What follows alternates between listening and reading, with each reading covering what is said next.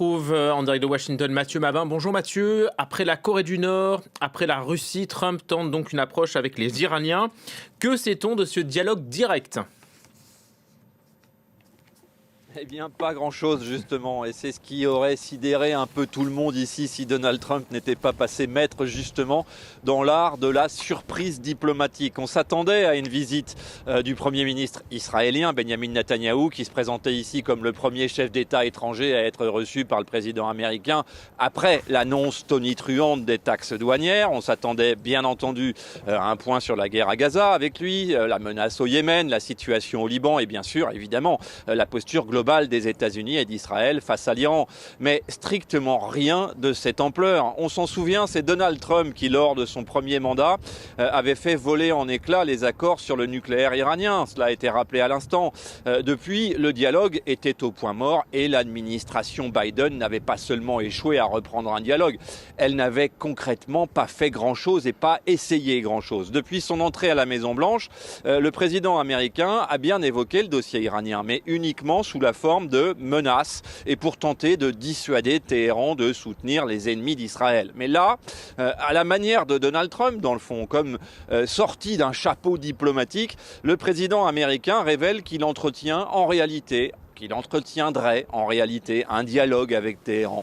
L'annonce n'a pas sidéré que les chancelleries occidentales. Elle a laissé bouche ouverte bon nombre de diplomates du département d'État américain qui travaillent pourtant sur ce dossier depuis bien des années. Et même le Premier ministre israélien lui-même semblait découvrir. Pourtant, le monde va pouvoir vérifier bientôt si nous sommes là face à un énième coup de bluff de Donald Trump, puisqu'il affirme effectivement, et on l'a répété, qu'il a rendez-vous ce samedi, lui ou l'un de ses principaux représentants, avec, je cite, le plus haut niveau de la décision iranienne.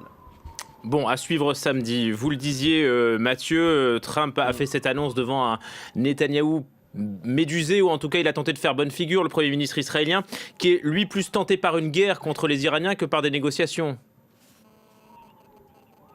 Oui, absolument. Et concrètement, ce n'est pas la première fois que Benjamin Netanyahou jubile dans le bureau ovale. Souvenez-vous de l'épisode de leur dernière rencontre quand Donald Trump avait présenté au monde son projet de transformer Gaza en station balnéaire. Vous n'avez pas oublié, j'en suis certain. Là encore, le Premier ministre israélien n'en attendait pas tant. En réalité, Donald Trump et son homologue israélien partagent un besoin majeur. La nécessité de disposer d'un ennemi qui fait consensus sur la scène internationale. Et c'est le cas de l'Iran, évidemment.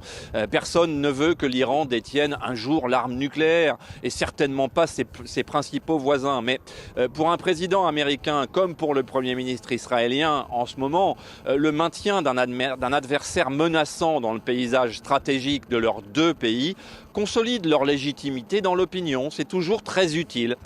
Pour Netanyahou, il y aura une fin à la guerre à Gaza. Or, comme le répète régulièrement l'opposition israélienne, le maintien dans ses fonctions de Netanyahou est conditionné à une pression stratégique forte sur Israël, sur son pays. Quiconque se tiendra donc à ses côtés pour contraindre l'Iran sera le bienvenu, surtout s'il s'agit de la plus puissante démocratie du monde. Merci beaucoup Mathieu, en direct de Washington. On parlait des